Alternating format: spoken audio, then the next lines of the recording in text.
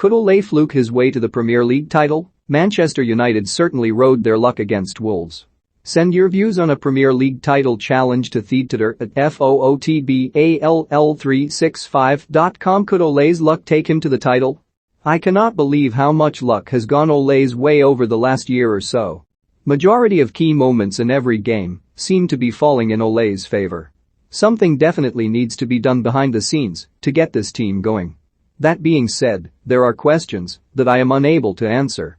If Ole is lucky for a long time, is it worth it to see how lucky he can get? You could argue that he got lucky to finish third and then second last year. What's not to suggest he might get lucky and improve even further?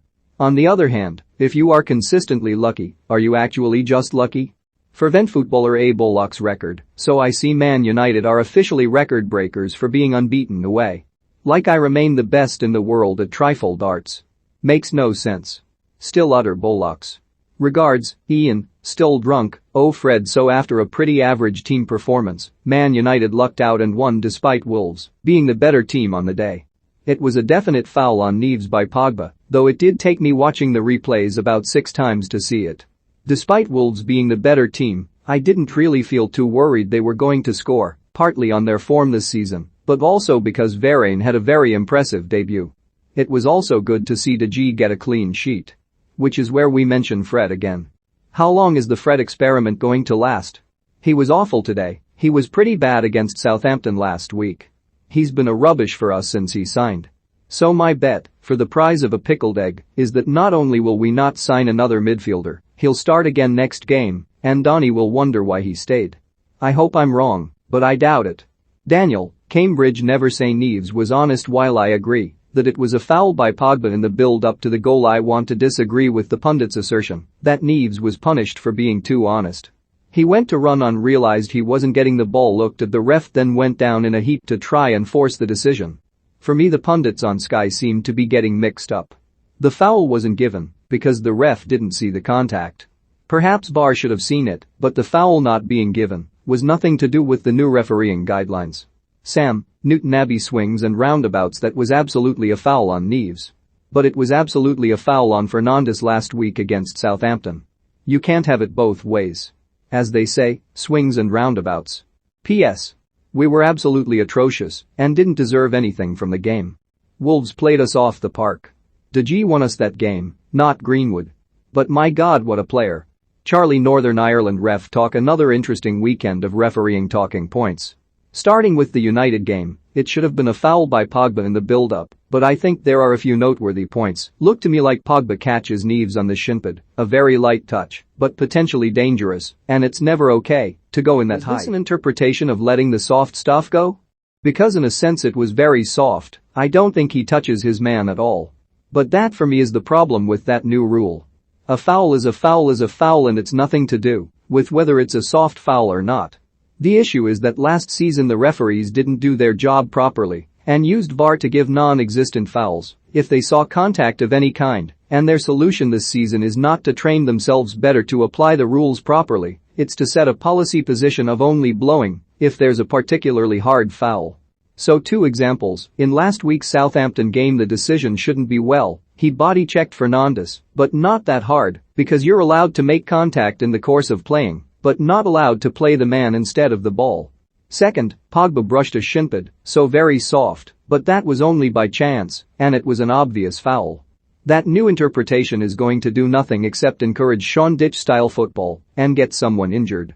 I'm all for letting games flow, but letting rubbish teams get away with fouling people because they aren't good enough to compete within the rules is letting something flow, but not the actual game. That said, I think I'm giving Dean too much credit.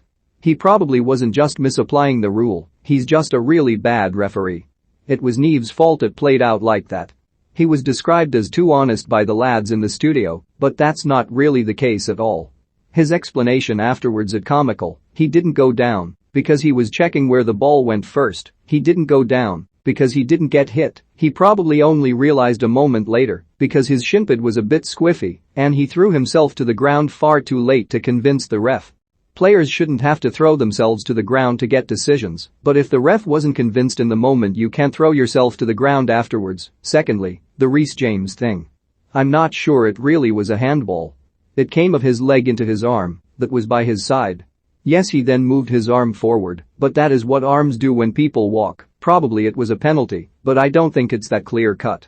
What's inexcusable is the ref only looking at a still image out of context.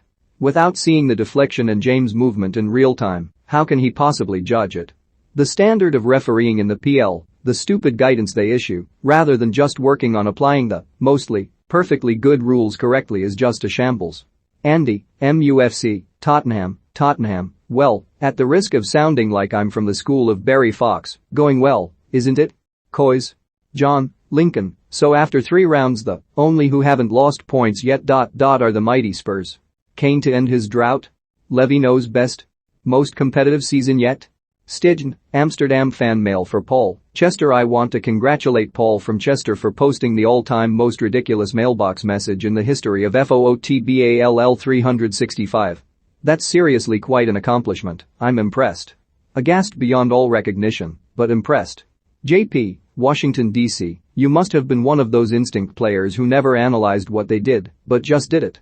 A conference Gaza, if you will.